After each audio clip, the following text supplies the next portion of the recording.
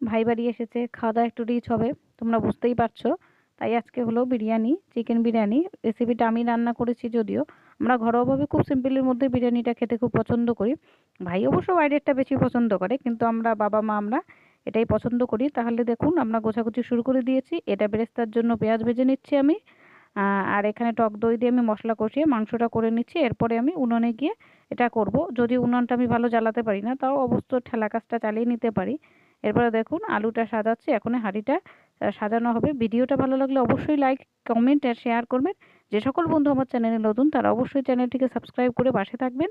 আর আপনারা বাড়িতে কে কে বিরিয়ানি বানান আমাকে অবশ্যই কমেন্ট করে জানাবেন। আর আজকে রান্নাটা কিন্তু যথেষ্ট ভালো হয়েছিল, ডেকোরেশনটাও ভালো হয়েছে। দেখুন কি সুন্দর দেখতে লাগছে। আমি উপর দিয়ে একটু ধনেপাতা কুচি, বেরেস্তা এইসব ছড়িয়ে দিয়েছি। আমি ওখানে আলু বিরিয়ানি করেছিলাম আর চিকেনটা আলাদাই কষা রেখেছিলাম। দেখুন কি সুন্দর খেতে হয়েছে, অপূর্ব। সামান্য একটু নুন কম ছিল, নুনটা দিলে খুব টেস্ট ছিল।